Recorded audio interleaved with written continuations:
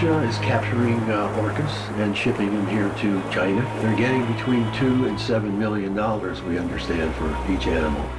This is a lucrative business. It is wildlife trade, and there's nothing worse but the drug trade when you're talking about scary.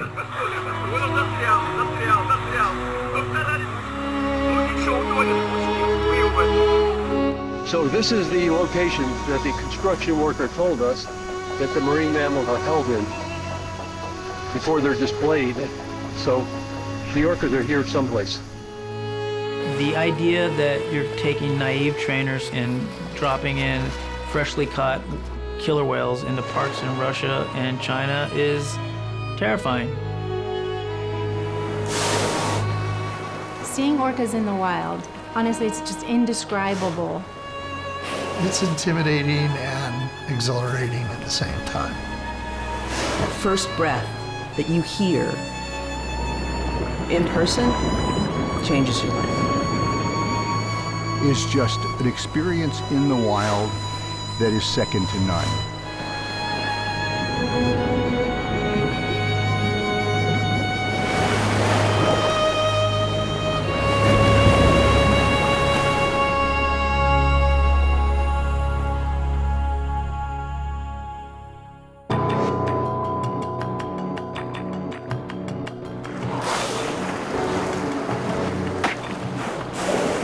Their Latin name, Orcinus orca, roughly translates as demon from hell. They've been the object of fear for most of the time that Western civilization's been aware of them. The reason they call them killer whales was because they feed on the largest whales in the world, and which are blue whales, which is the largest living animal that's ever lived on the planet. So these guys are so fierce and so intelligent that they can take down animals that are 50 times their size. Even the U.S. Navy in the 1960s would warn its divers to be especially aware of these animals because they might tear them apart.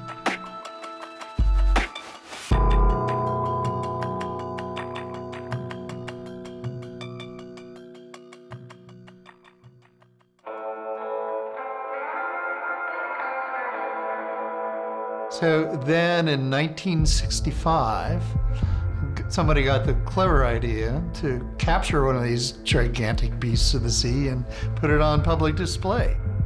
His name is Ted Griffin. He was the owner of the old Seattle Aquarium. And two men up in Namu, BC called him, said, "We've got a big old male killer whale in our nets." He flew up there, paid him $8,000 cash on the barrelhead for the killer whale, and put him in a floating cage and towed him all the way back to Seattle with his family following behind. Ted Griffin wasn't a saint. He'd killed a number of killer whales in the process of capturing them. But with Namu, he had a very different and close and intimate relationship.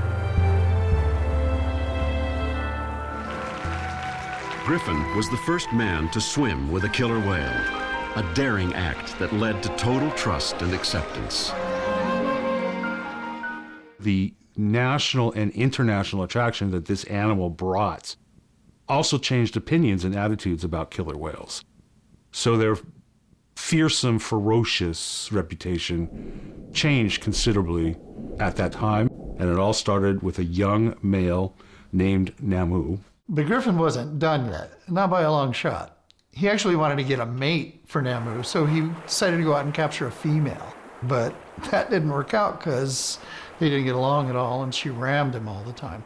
So these two guys from San Diego who had a new marine park down there showed up shortly after and asked if they could buy a killer whale from him, and he said, "Well, I have this calf here for you." And they named her Shamu, which was a combination of she and Namu. Thus, the legend was born.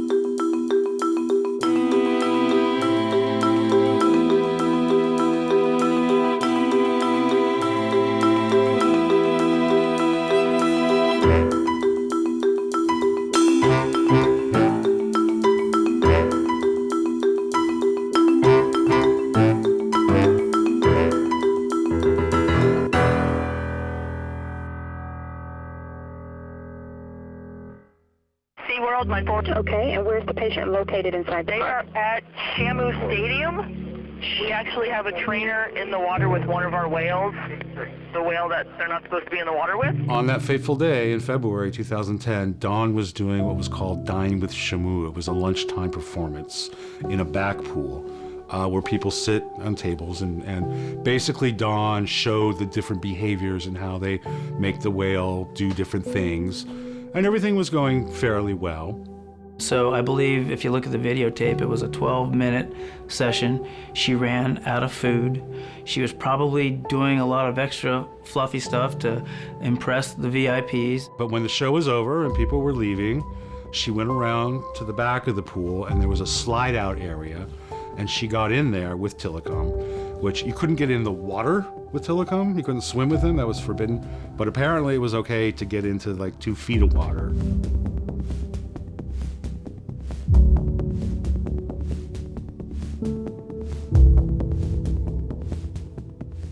This is the third time this killer whale has been involved in the death of a person over the past 20 years. In this case, it was a seasoned trainer who had worked at this park for 16 years and knew the animal well. And I remember getting a text about it, and I was very concerned about what had happened and who it might be. Regardless if it's somebody I knew or not, it's just one of those, you can't help but, oh my goodness, what's going on? All of the trainers know that at any given moment, something can go horribly wrong. SeaWorld claimed that Tilikum wasn't aggressive, showed no aggression towards Dawn during that session, and that was the company line. It was just shocking and unbelievable that they would even attempt to do that. We knew, pardon my French, that it was BS, it was bullshit. Did he mean to kill her? Probably not, because he had a relationship with her. She was one of his social partners.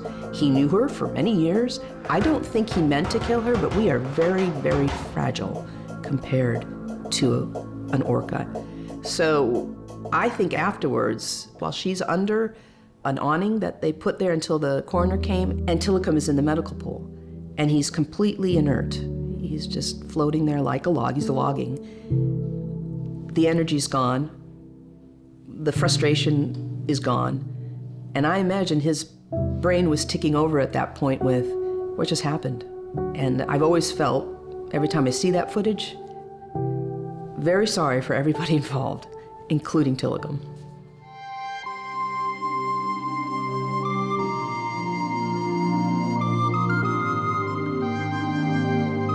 And that's when I said to myself, wow, this is a really, really interesting story. And then I started learning about killer whales in the wild.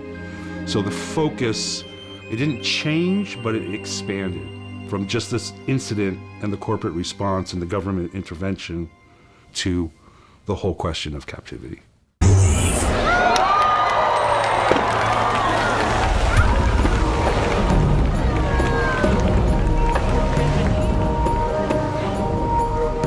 I went to see the Believe show in Orlando 2 or 3 times doing my research, and I didn't see any education. I didn't see any science. What I saw was a circus, a show with blaring music. I saw them kissing, I saw them doing backflips, I saw them splashing the audience at the end of the show, and I saw trainers who were basically just dancing on the side of the pool.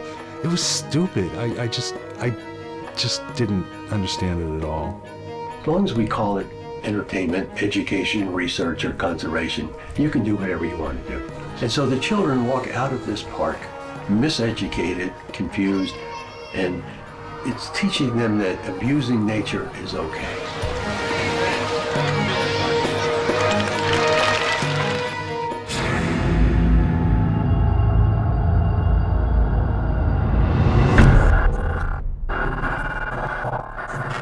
4 years before Don Brancho was killed, a trainer named Ken Peters was attacked by one of their whales in the San Diego park, Kasatka.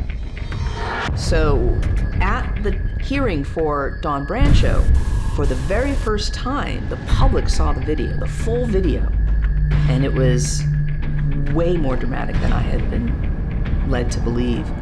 It was terrifying. He looked terrified. And I don't remember how many people were in the courtroom, but everybody was holding their breath. And they knew how it ended, and they were still holding their breath.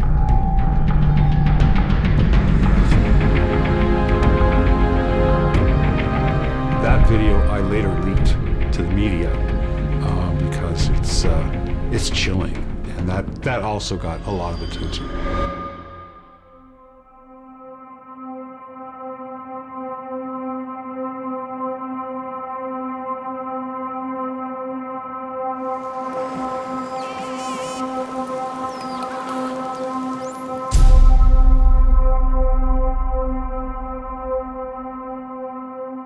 I do think one of the reasons why this changed everything was because people do have a history with SeaWorld that is nothing but positive. SeaWorld was right up there with Mom and Apple Pie. And everything they said about how happy their animals were and how coming to SeaWorld was just a great day. And then suddenly something happens that is so not consistent with the narrative.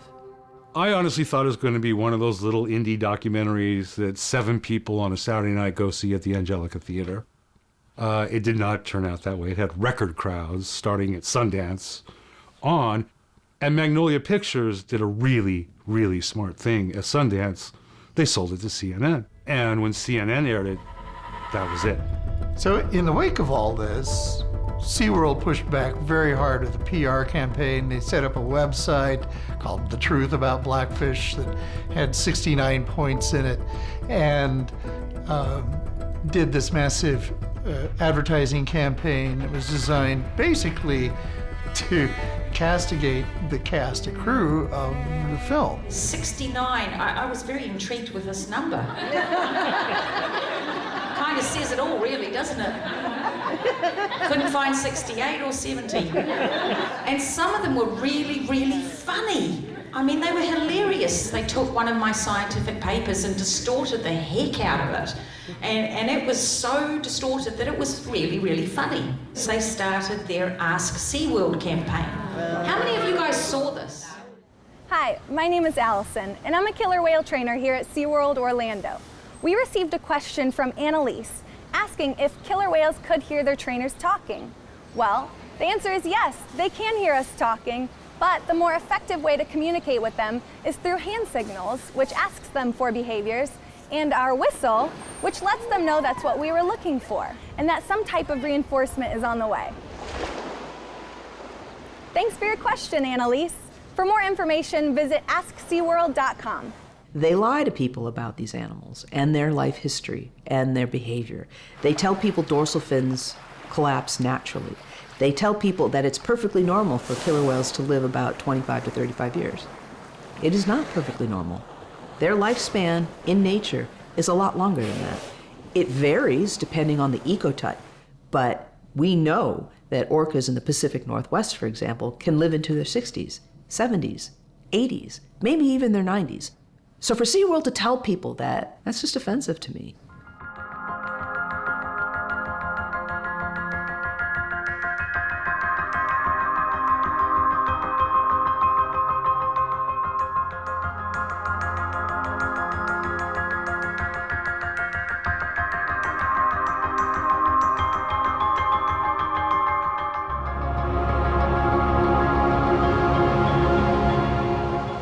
Blackfish exceeded expectation, and there's a phrase called the Blackfish effect that I helped coin that blew everyone away. The trainers just wanted to get the story out. This had been a story that needed to be told for a long time, and we never could have predicted the influence and the depth with which it's penetrated the culture. I would say the Blackfish effect, it had a horrible impact on SeaWorld.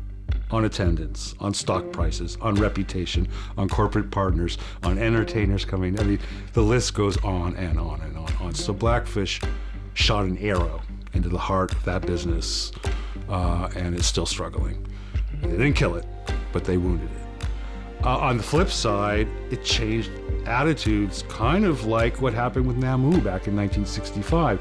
The animal activist movement has been around a long time. The blackfish effect is like a jumbo booster shot that has kind of sent it, at least temporarily, into the stratosphere. I mean, I can say it. I just don't think, after my 2 years of making this film, going from taking my kids to SeaWorld to where I am now, I don't think it's a wise place to spend your money. I hope people don't go.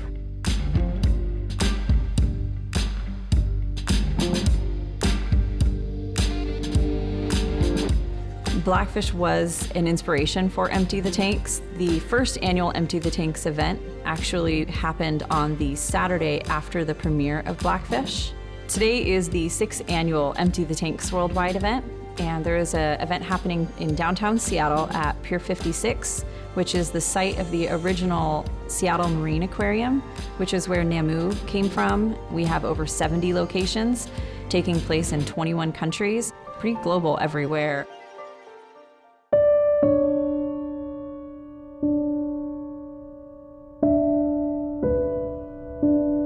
The world's 3 loneliest orcas would be Shemank in Argentina,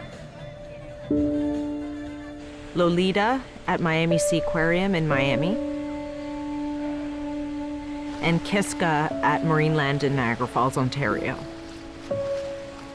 Kiska has remained at Marineland Canada ever since, and she's roughly 42 years old now. Over the years, she's had 5 calves, and all 5 of them are now dead. And now she's left in entire social isolation, not even with a dolphin. Kiska has been alone for just over 6 years now, entirely alone. And I can't imagine what goes through her head being so alone and in such a barren tank with not even weeds in it.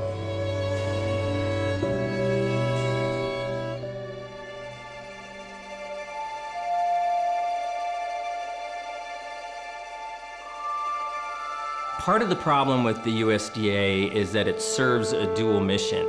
So we have had to challenge the USDA in numerous cases where they clearly are failing absolutely to do their job, which is to protect animals kept in captivity, and instead treat themselves like a rubber stamping permitting agency.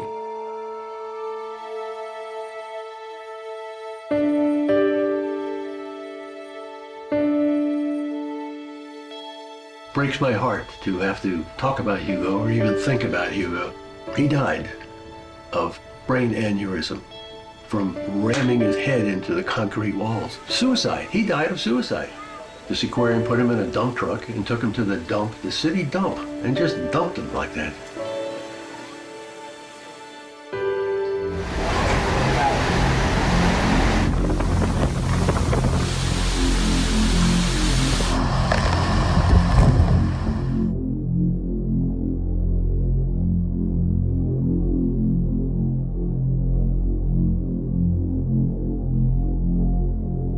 What the Miami Seaquarium did was dodge a big bullet. You had a Cat 5 storm coming right at Lolita in an aged stadium that would have surely ripped the roof off that stadium, but at the last second, Irma jogged left and ended up heading to Tampa. If that little jog in direction hadn't have occurred, I don't think Lolita would be alive right now. The idea that they did not move her out of the way of that storm is unfathomable.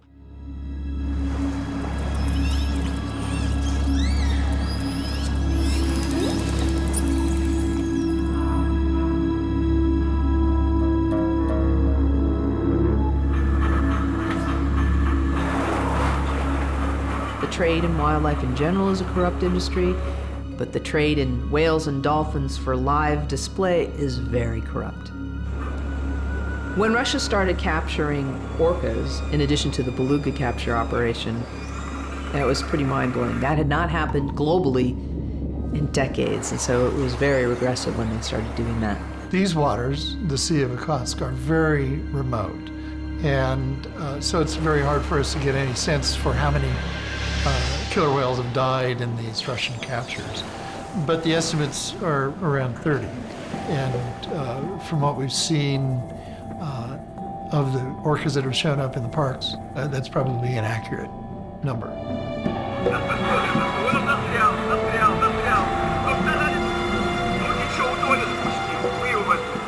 What we do know is that they captured an 8-year-old female named Narnia and a 6-year-old male named Nord. And those two captures did not eat for the longest time. They later added a young female named Juliet to the mix.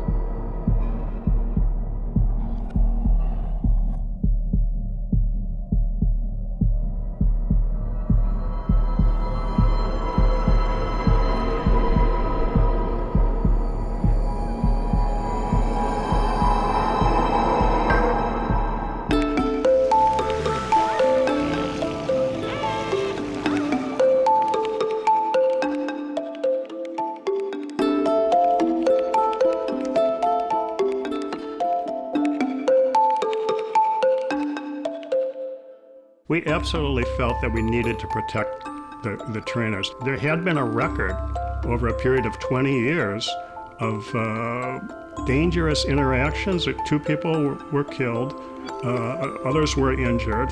Dawn Branshaw's death was what brought the case forward, but it was only 2 months before that, on Christmas Eve, 2009, when a trainer was killed in the Canary Islands. Again, unanticipated. Just happened. SeaWorld fought very hard to keep trainers in the water.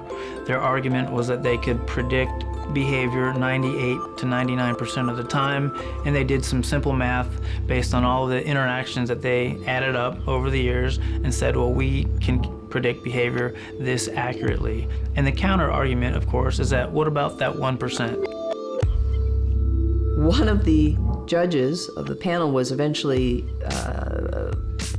nominated to the Supreme Court, but never got there, and never even got to a Senate hearing. And then SeaWorld changed its attorneys at that stage, and they actually got Antonin Scalia's son to represent them, which added some political flavor to the proceedings.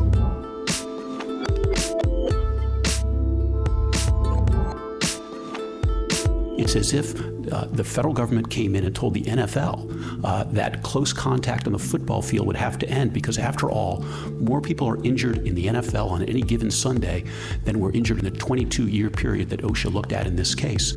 Now, we only responded to that in a sentence or two in our brief, but at the oral argument, this was the main argument that the lawyer for SeaWorld made. So it did seem to be attractive to one of the judges, and it turned out that later, that when the decision came down, that one of the judges accepted that argument and thought that OSHA can't ban football, therefore it can't regulate SeaWorld.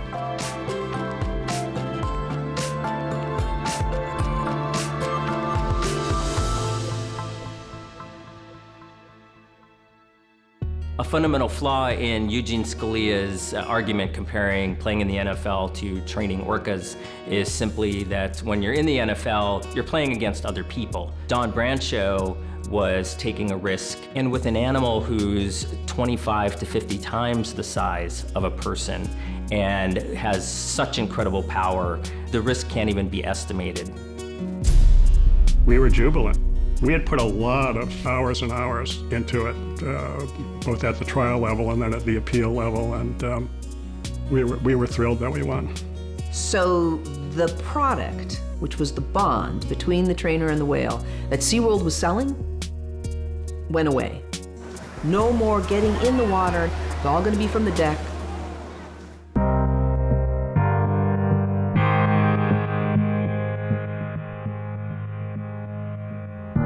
The singular thing that focused me on this issue was the film Blackfish. So we sat down with my staff, we devised a plan for legislation, and out of that was born AB 2140. The next step for us was to draft legislation, which we did, and then to announce it to the world, which we did at a press conference in Santa Monica, on the Santa Monica Pier.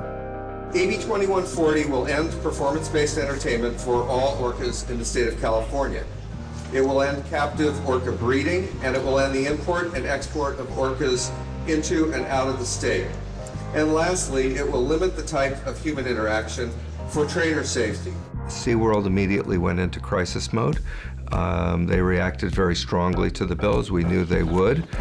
But this is also a very political place. SeaWorld has had a presence in the Capitol for many, many years. And so we were up against a very strong, well-funded operation. And the bill didn't make it out of its first committee.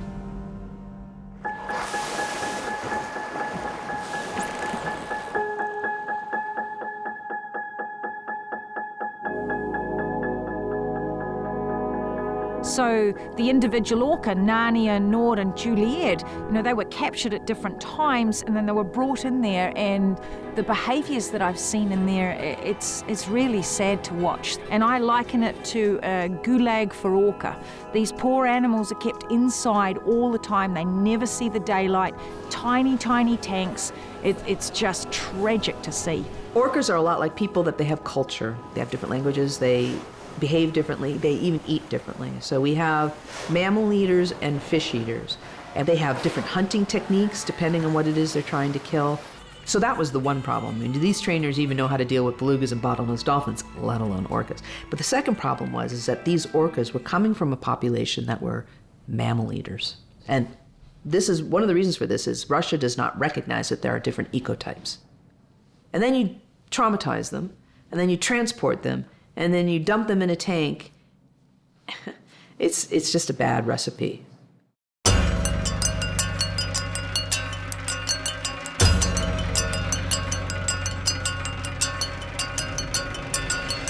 The Chinese society is experiencing a tremendous change from virtually no middle class at the turn of the century to one that would reach 800 million by 2025. The consumption that is pursued by the Chinese middle class has gone even more rampant.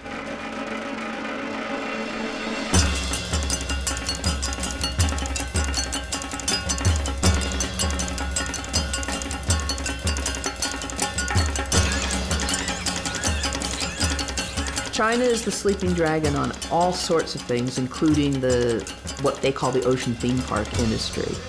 If you look at the industry globally, that's the expansion market. That's where they're putting them up every other day. There's a big demand for killer whales in China.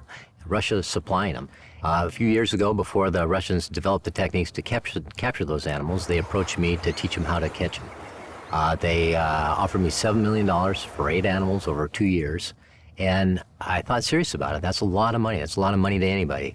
That's more money than I'll ever see in my life.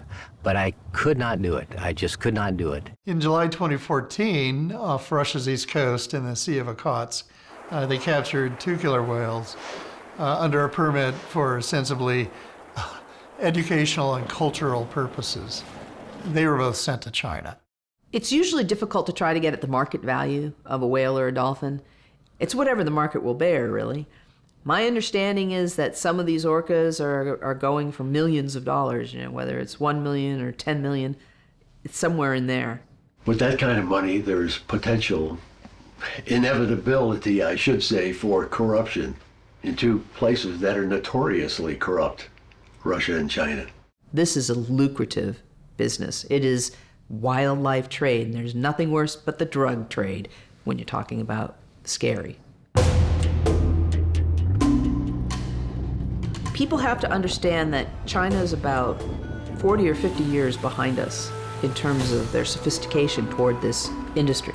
They are building brand new facilities that look like they're from the 1960s. They're putting species together like belugas, which are Arctic animals, with bottlenose dolphins, which are temperate water animals, which is something that the West used to do back in the 1960s. There can be animals performing with clear injuries or illnesses obvious to the layperson, and nobody says anything. I mean, I look at this animal and I see its skin condition and I'm like, that animal should be in a veterinary hospital, and yet it's performing, and nobody's saying anything. And so one of the things I observed, for example, was some beluga whales screaming.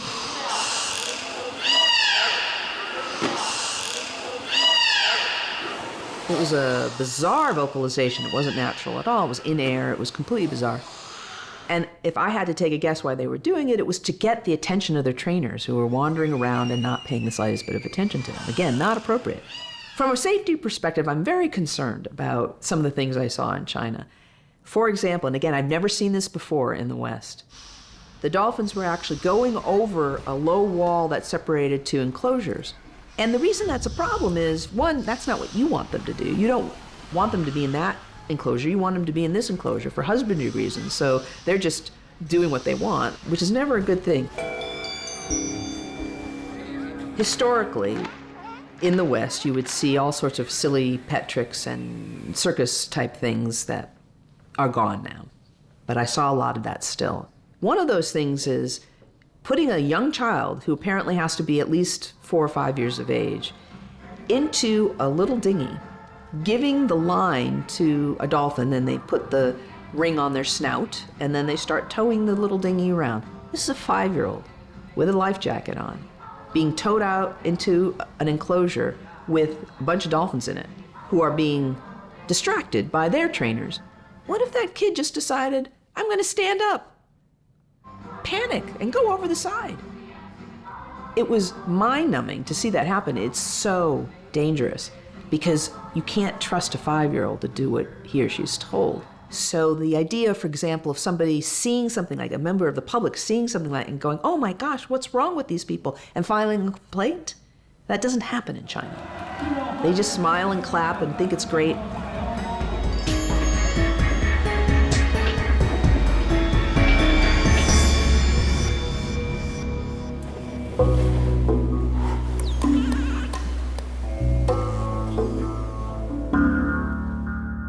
And in the midst of all of this, there apparently had been some sort of dialogue started between SeaWorld's Joel Manby and the Humane Society of the United States' Wayne Pacelli, who was their CEO. And that dialogue had been started by a mutual acquaintance who was a former congressman. So suddenly, in March of 2016, very much out of the blue for me and for everybody else who knew nothing about this dialogue between the Humane Society of the US and SeaWorld, we hear this announcement that SeaWorld is going to end its orca program through attrition.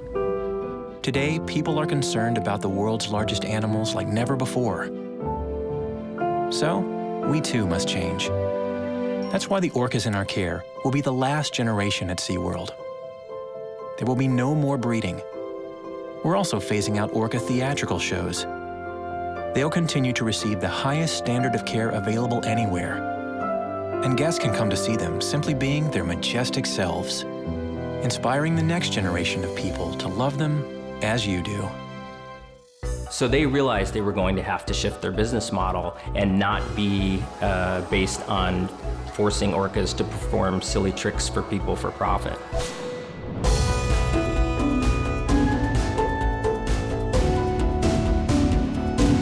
I want a state law that says that for California, there will never again be breeding in captivity, and there will never be a place where orcas can be taken and kept in captivity.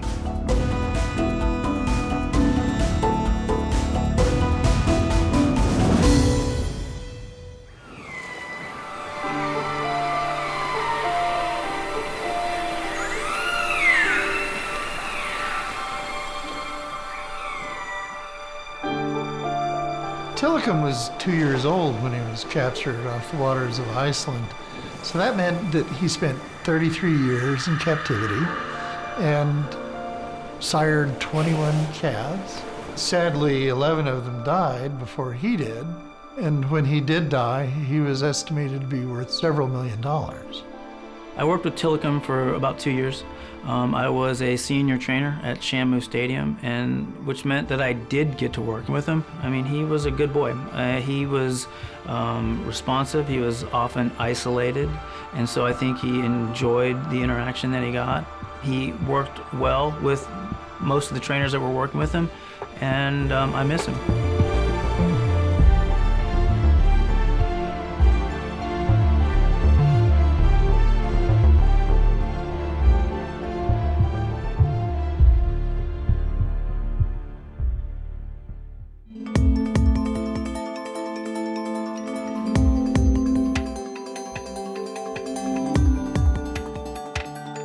I was taking SeaWorld's pledge and putting it into law because for two reasons. One, it made sense to start there.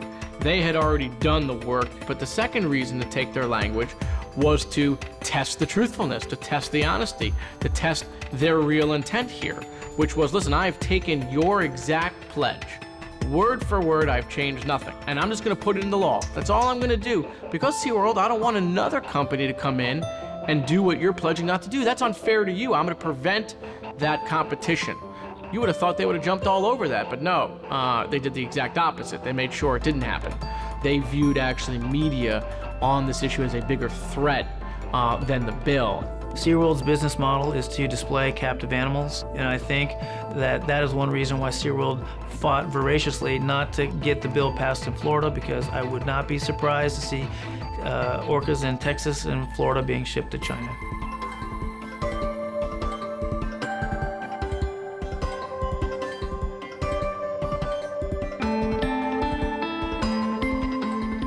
Let me be clear to SeaWorld right now, whatever they think they can get away with, they're not gonna get away with it.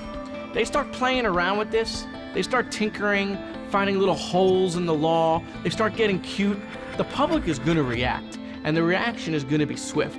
And people are not gonna go to the parks that bear the SeaWorld name if they're engaging in this behavior. I mean, corporate boycotts matter, and you wanna change corporate behavior, don't give them your money.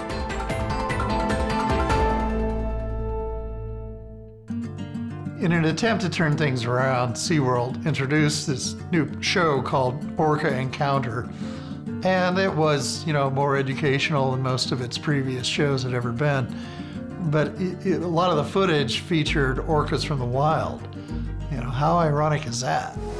Welcome to SeaWorld's Orca Encounter. We're so honored to introduce you to this intriguing and majestic animal. When SeaWorld says it's providing enrichment to its animals and exercise programs, it's nothing new. The animals have a regimen of sessions that are conducted with them all week long. Some of those sessions are called enrichment, some of them are called exercise. These are just PR terms. They have very little real meaning, in my opinion. Corky, ladies and gentlemen, is the oldest whale here at SeaWorld. She is 53 years old. And every day she impresses me with her docile nature and her sweet personality. Operant conditioning is certainly an issue, and trainers of animals use operant conditioning. The problem is, what are we conditioning the animal to become? And basically, we are taking them out of their natural way of being and turning them into robots who do tricks. And operant conditioning is very effective for doing that. They're doing their show for their food. It's the only animal in the zoo that has to do a show in order to be fed. We had the Jumbotron back when I worked there, and we also showed pictures and video on that big screen of orcas in the wild. And I can remember the orcas in the front pools while that video was playing, just spy hopping and looking at those videos of wild orcas. And I thought, what must be going through their minds to see that? Because they're clearly interested in it. The tricks really aren't any different. The trainer is telling generally the animals to do it behind the scenes. They come out, they do their trick, and then they go back behind the scenes to get their fish. But what has changed is the facade for the humans, what we see sitting in the stadium. We see trees and running water and fancy rocks and all of this sort of thing. I don't even get how somebody can watch that and not see the irony. Thousands of dollars spent on setting this all up for us, but nothing has changed for the whales.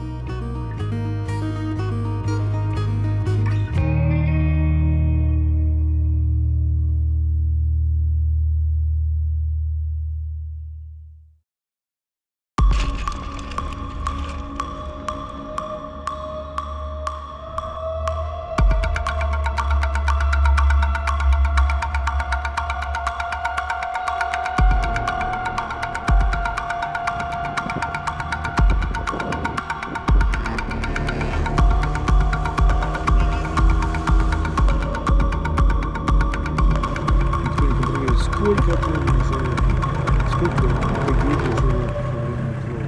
То есть это просто здесь система построена так, что как бы они очень мобильные.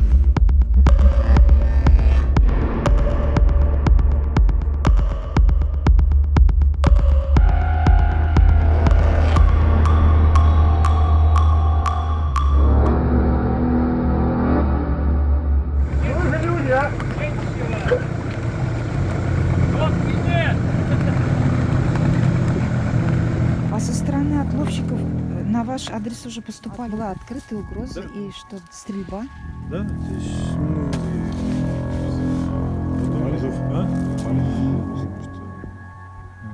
мы когда подходили к кораблю, где были животные привозили, сказали, вообще снимайтесь не делали, как достаточно агрессивно. Вот мы понимаем, что те 7 человек, которые у нас есть, мы не можем хорошо пустить.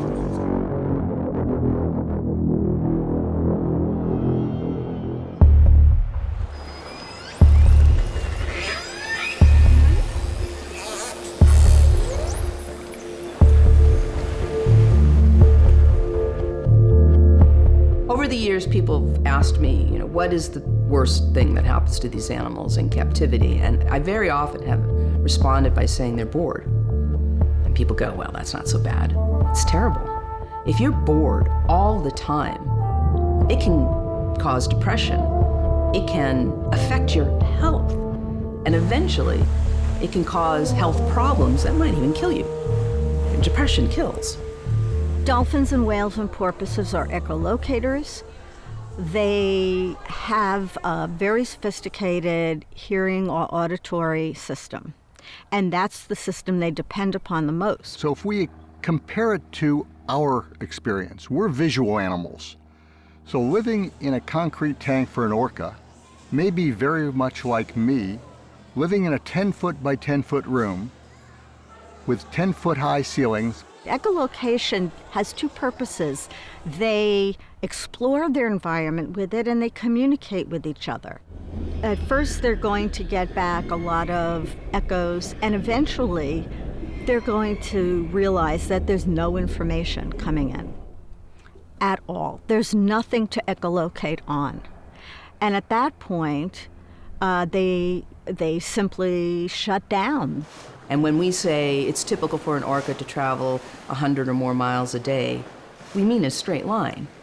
So basically, they have to circle over and over and over their tank before they can get just the exercise they need to be healthy. It's not healthy because they're not swimming in a straight line. They're not going at speed. These are very dynamic animals. Dynamism isn't really accommodated in a tank. Orcas and other cetaceans in concrete tanks are being imprisoned.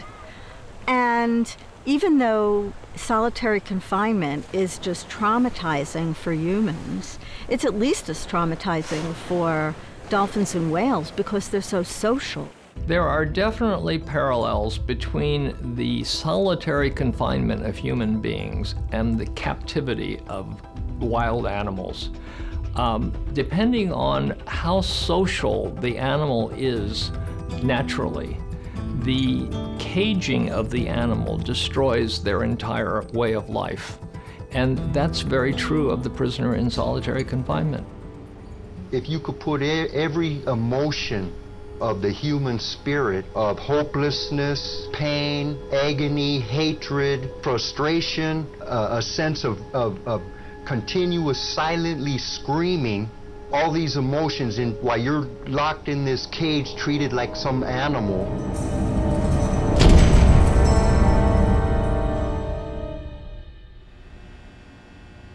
Prisoners very frequently report to me that they are becoming something other than themselves. So people who were previously gregarious find themselves uninterested in relating to other people. People who were peaceful and empathic find themselves being bitter and angry and wanting to hurt somebody. With the orca, what we're doing is removing them from their natural habitat, their family, their community, their complex communication system, and we're putting them in a cage where there's nothing for them to communicate or no meaningful activity for them to do.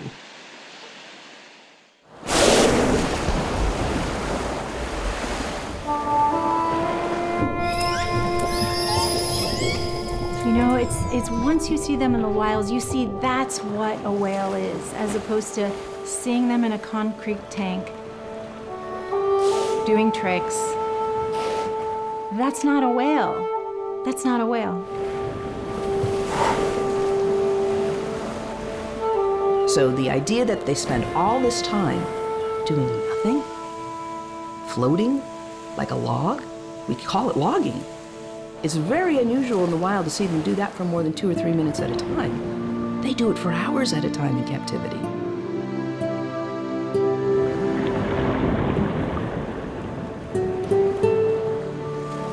Killer whales in captivity swim circular patterns, they grind their teeth. They also do jaw-popping activities where they'll bite down on the horizontal steel bars that separate animals between pools. They have deformities that come directly from captivity, including collapsed fins and broken teeth. And they're kept kind of on the verge of hunger in captivity because that's a control mechanism, and it's one of the only control mechanisms we have over them as trainers. So they're always on the cusp of being hungry. We've been telling the same lie over and over again, and if you keep repeating the same thing over and over again, somehow it becomes the truth.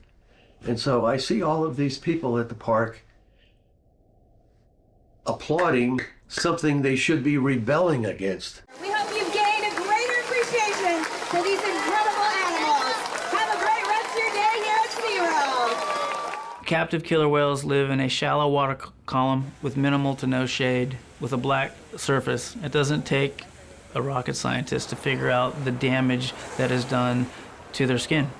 We used to apply black zinc oxide as a protectant to not only paint the animals black to cover up their sunburn, but also to block the sun. It's incredibly pathological to have, bubbled skin, and yet we would see it on killer whales at SeaWorld.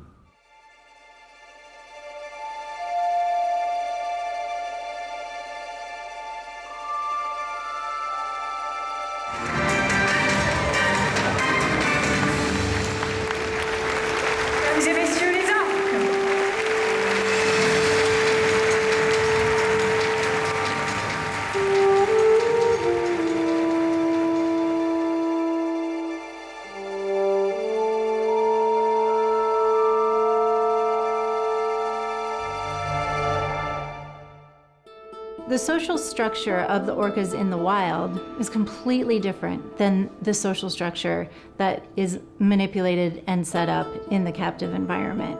So removing animals from their mother, removing them from their siblings or half-siblings, entirely different than what would happen and what does happen out in the wild.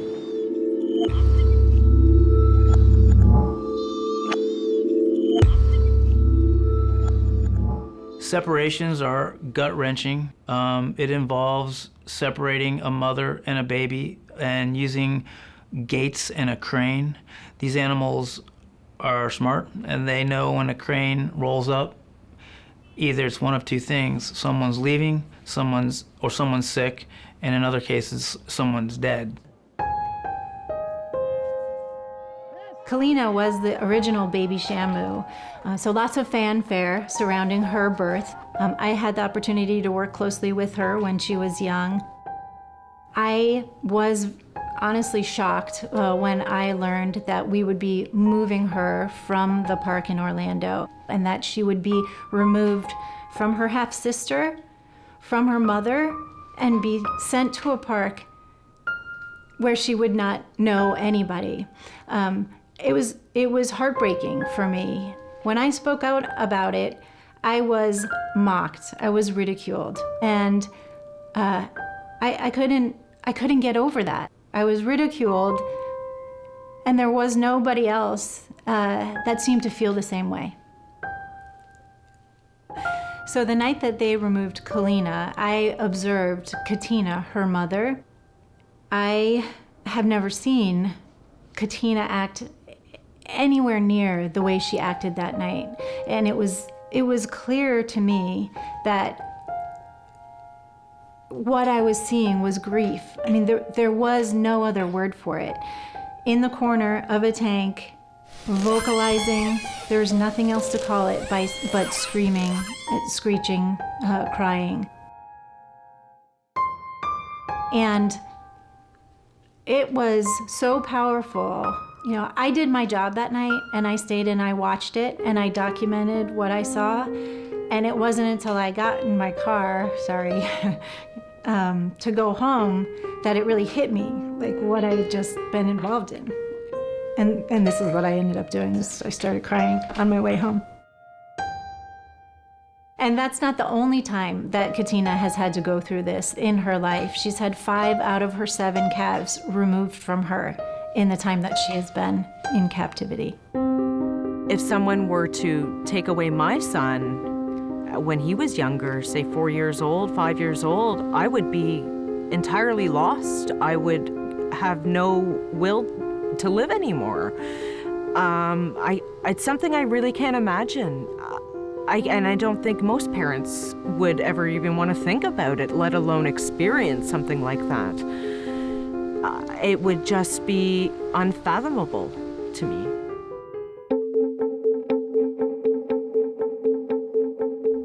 I've said that orcas are the brainiacs of the planet way before humans were, and that's absolutely true. That's a fact. Orcas and other cetaceans have had their big brains for a lot longer than our ancestors have. The parallels between orca and humans is almost uncanny, constantly reaching out and touching each other and reassuring each other. And this tactile behavior, it doesn't matter whether they're even in captivity, you still see that. The kind of a mind that an orca brain produces is a mind that is sophisticated, complex beyond our comprehension, a mind that integrates feelings and emotions with thought, a mind that integrates vision and hearing in ways that we don't understand. When I looked into the eyes of the whales that I was working with, especially the ones that I was working with the most and I was most connected to, I saw friendship. I saw, hey, cool, something to do, somebody to interact with. I saw intelligence. I saw, what do you want me to do next? I saw, how can I make you happy? I saw all those things. I mean, they're looking back, they're tracking you, they're watching everything that you do, and you definitely know somebody's home.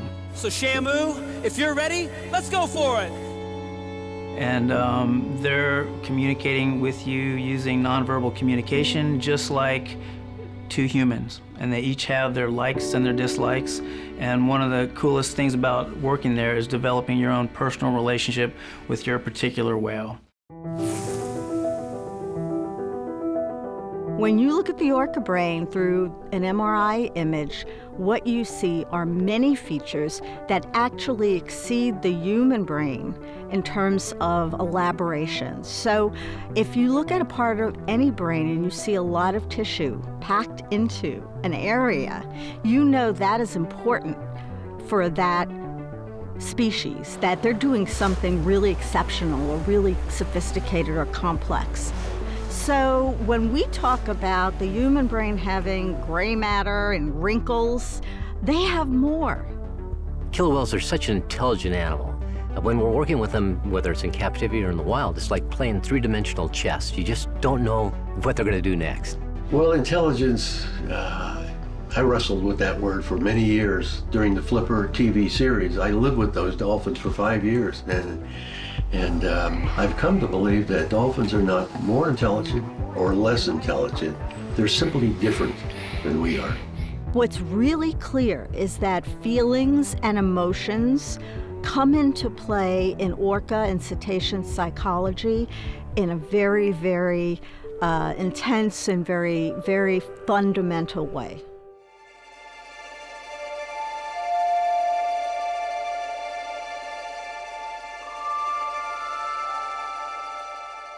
Researchers spotted the orca known as J35 yesterday. She was still holding on to her calf in what is being called a tour of grief. And for the first time, we are hearing what's believed to be calls from the mother to her dead calf. And experts say this is a sound of mourning. It was recorded by one of the Whale Museum's underwater microphones.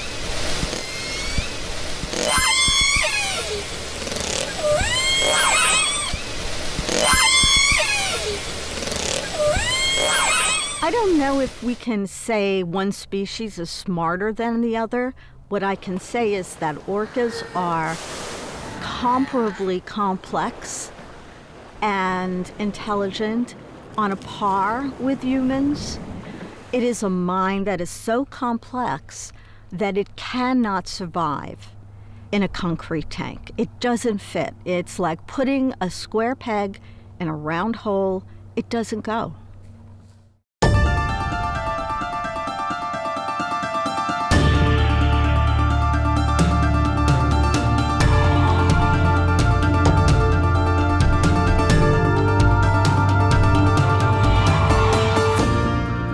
I had the privilege of managing the Keiko project in Iceland and got to experience firsthand how whales communicate and socialize together.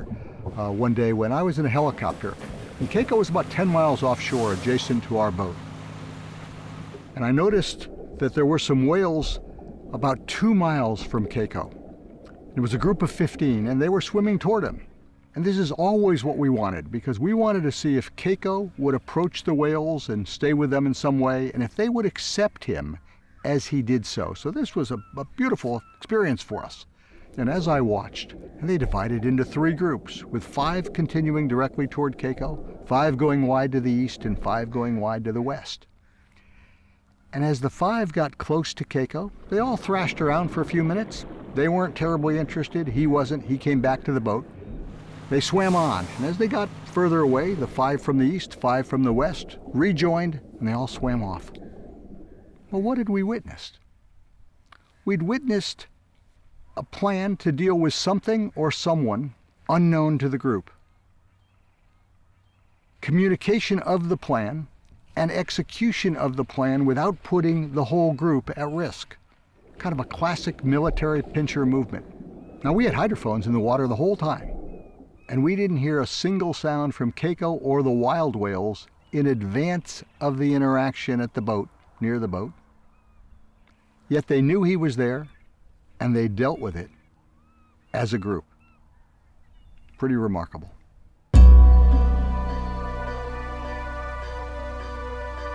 I think what the National Aquarium in Baltimore is doing is incredible. I think they are showing the leadership that needs to happen within the captivity industry. They recognize the fact that this is a dying industry. This isn't something people want to be a part of. People don't want to see dolphins in concrete tanks. They don't want to see orcas jumping around, doing circus tricks. And they're taking that initiative and they're creating a sanctuary for their dolphins. We need to get out of that awful era that we've been through for the last 100 years of caging animals. It's an exciting experiment because everything we're doing is groundbreaking. And there's something about that that's, very satisfying to give these dolphins the opportunity to truly thrive.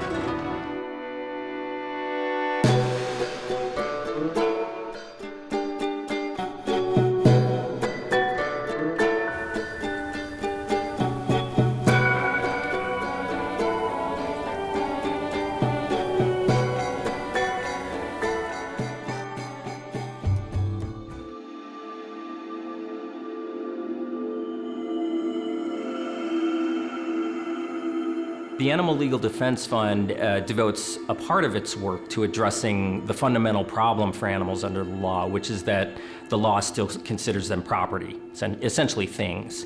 The Non-Human Rights Project, who we work closely with, Steve Wise has a vision that he can end that with one big case where that would recognize personhood specifically. Mr. Weiss, I believe your argument. Thank you, Your Honor. Every time I walk into a courtroom, we are concerned that we're going to be encountering a judge who believes that the term person is synonymous with the word human. Person means that an entity has the capacity for legal rights. The landmark lawsuit was brought on behalf of Tommy, who lives caged on his owner's property in Gloversville. The first client that the Non-Human Rights Project had was a chimpanzee named Tommy. In fact, Tommy still is our client, and the latest decision that came down in one of his cases was just 2 weeks ago. It's, are you a human? You have rights. You're not a human, you don't. Now, the High Court of New York rejects 96% or so of all the cases brought before them, not on their merits. They just decided that they aren't going to accept it. That was on May 8th of 2018. However, along with that came an extraordinary concurring opinion by Judge Eugene Fahey. Judge Fahey called the situation in which a chimpanzee can essentially be, confined to a cage and for life, a, quote, manifest injustice, unquote, and said that the courts of New York needed to hear the case, and he chastised the courts who had not heard the case. Judge Fahey's decision, we think, will have influence beyond the state of New York.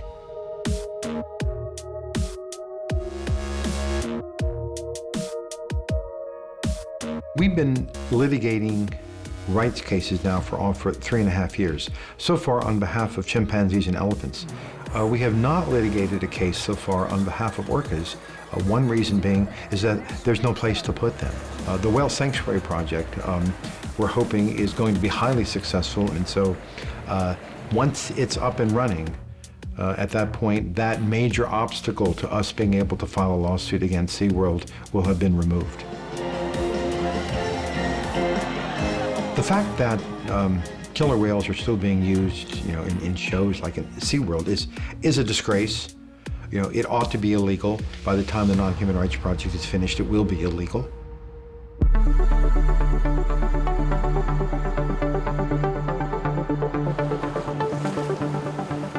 Many of us in the marine mammal scientific community realized for a long time that orcas and other cetaceans can't thrive in concrete tanks. They get stressed, they get sick, they die. But there's no alternative for them, because if they're born in concrete tanks, they can't just be dumped back in the ocean. And we realize from looking at what exists for other animals that the step that needs to be taken is sanctuary. 50, 60, 100 acres of water space that you can net off, where a whale can be provided lifetime care, 24/7 veterinarian on call if needed, but no requirement to perform. Do what you want while we provide enrichment, a sanctuary that would be at minimum 300 times as large as the largest tank that Orca are performing in.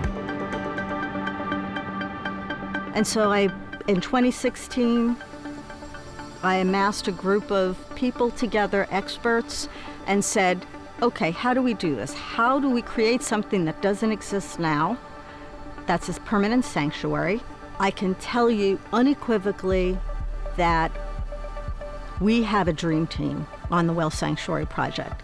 If we can't do it, nobody can do it. And we'll do it. We have sanctuaries for tigers and elephants and all of the other animals that maybe get retired out of a circus or some sort of wildlife park. But there are no sanctuaries for whales, dolphins, and porpoises that have come from captivity, cannot be released back into the wild because they're not competent, they don't know how to hunt, they don't know how to kill. We want to have an alternative. But how do you find it? And so we started out looking in Google Earth and looking at nautical charts on the Pacific Northwest and on the Atlantic coast, British Columbia and Washington, Maine and Nova Scotia.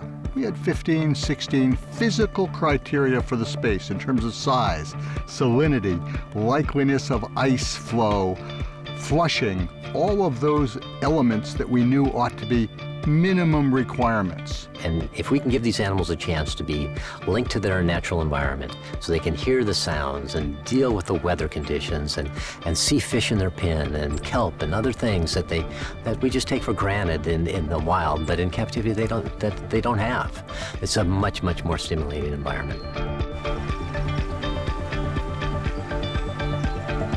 We see opportunities for research, non-invasive research that you would do with whales. See how they acclimate to this new environment. Observationally, scientists can learn about that and join us, help us learn. And in addition, we see the opportunity for rescue and rehab. So we could design our sanctuary in a way that partitions off areas that could be specifically used to rehab stranded or injured animals and offer any kind of necessary medical intervention. So every decision that is made about a sanctuary takes the welfare and the well-being of the animals into account first and foremost. And we want the community to be part and parcel of it every way. So we look for sites where that can happen.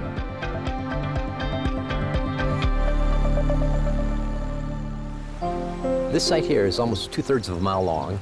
It's probably about 100 to 150 meters across, and it has an average depth of about 50 to 60 feet. The deepest point is out at the mouth. It's about 120 feet at the mouth, and varies between 40 to 90 feet all the way through. And many people say, well, what kind of a wall do you have? How do you keep them in? Well, it's interesting to note that if you just have a buoy line with a net down to the bottom of the water, to the subsurface, the whales never jump over the buoys. Could they? They have the capacity, but they never have. People often ask me, what's the likely cost of a whale sanctuary? It's probably a $15 to $20 million capital cost to create a sanctuary, and the operating costs would run maybe $2 million a year, give or take, depending on the number of animals that are in a sanctuary. And that means actually building the permanent facility, having staff, having veterinary facilities, and transporting the first residents. For orca, that's probably 5 to 8 orca at most. I think the whales that would end up at a sanctuary like the ones proposed for the Whale Sanctuary Project would adjust to their new environment just fine.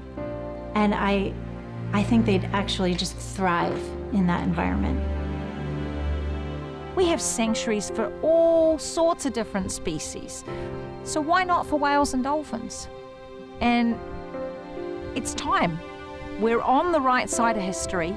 It's never going to be perfect, but it's going to be a hell of a lot better than a concrete tank.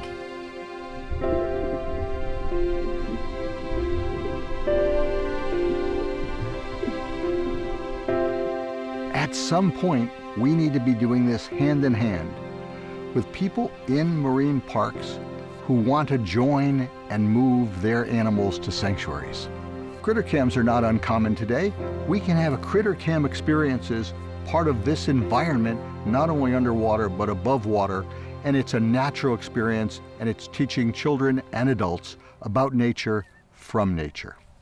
They would still need to be trained for husbandry behaviors and veterinary behaviors. There would still be jobs for trainers, and there would be footage to show people, and it would all be in this natural habitat, and the whales would be better off in terms of their welfare. How can that not be a win-win solution for them?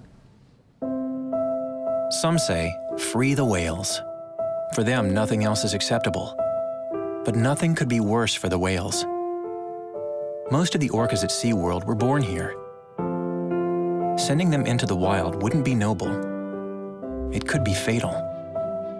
When they freed Keiko, the killer whale of movie fame, the effort was a failure and he perished. As a retirement project, it was a 100% success. He lived in his natural habitat. He was born in Iceland. The health problems he suffered from all cleared up. He thrived for 5+ years. How is that a failure?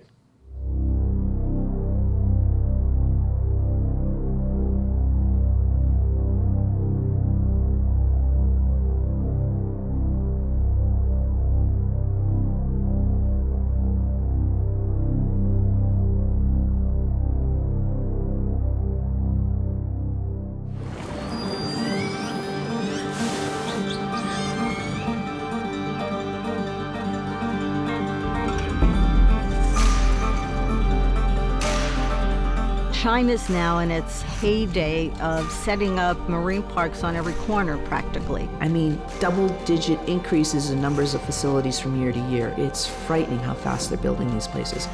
The idea that you're taking naive trainers, so to speak, and dropping in freshly caught killer whales into parks in China is terrifying.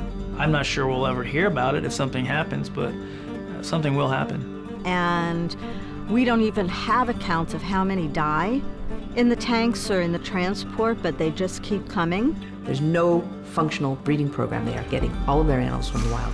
Belugas, bottlenose dolphins, and now orcas. It's absolutely a disaster in the making.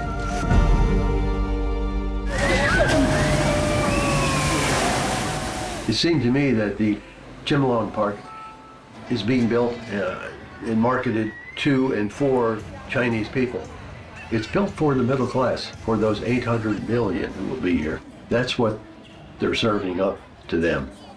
We know they brought in 9 from Russia, 9 orcas, and the plan is to breed them. In captivity, they will start breeding them, artificially or naturally, as soon as they're sexually mature. And the way I think of it is as it's children having children.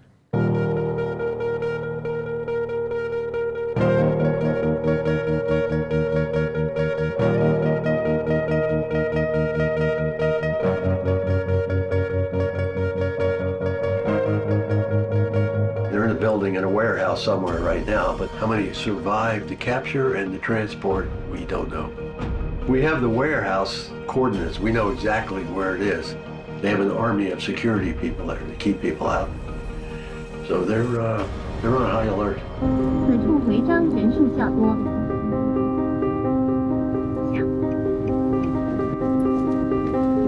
200米进入隧道区。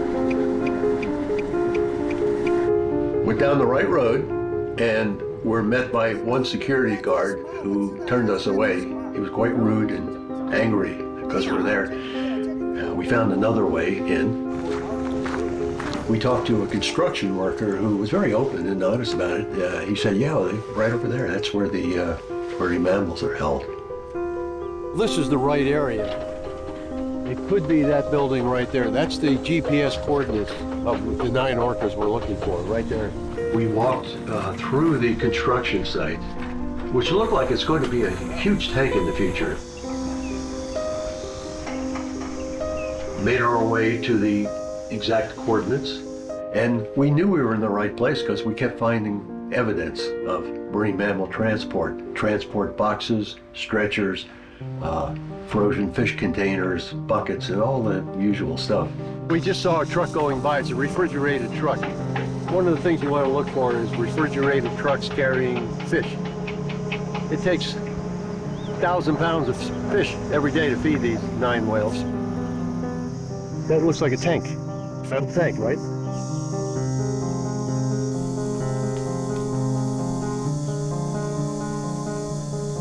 As we got closer to the facility, I noticed a filtration system. Clearly a filtration system, so I knew we were very close, and over to the right were several walk-in freezers. This matches exactly the coordinates, the GPS coordinates. This is it. We're there. The orcas are here someplace. We were about to go inside and work our way into the building with a camera to photograph the orcas. And we were spotted by 2 Western trainers I saw there, whipped out their cell phones, and now there are several trainers with cell phones.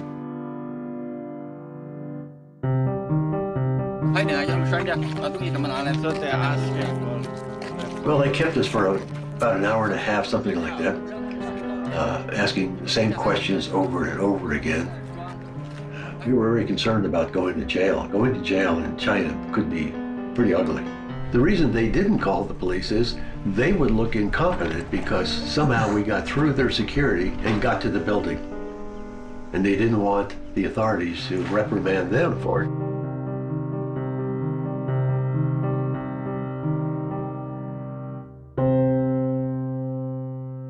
A lot of people ask me, how are we going to solve this problem with China? How are we going to convince so many people? But I think it might be a lot simpler than that, because we actually only have to convince one person. The one person who controls the whole of China, because he says what goes. Animals used to perform in zoos.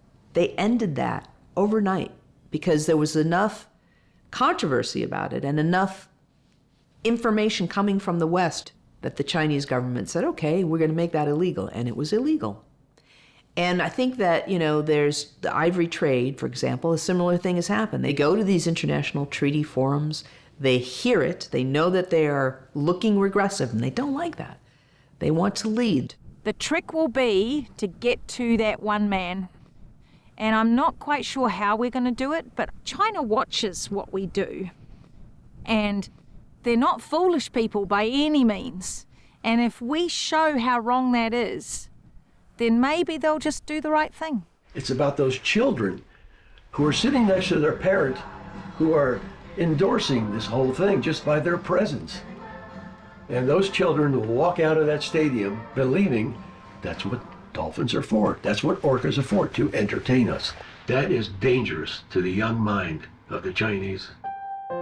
But we have to put our hope in children to stand up and say no, to children who will cheer for the animals in the wild and will demand of their parents, no matter where they live on the planet, that we treat these animals with understanding and care and keep them in the wild.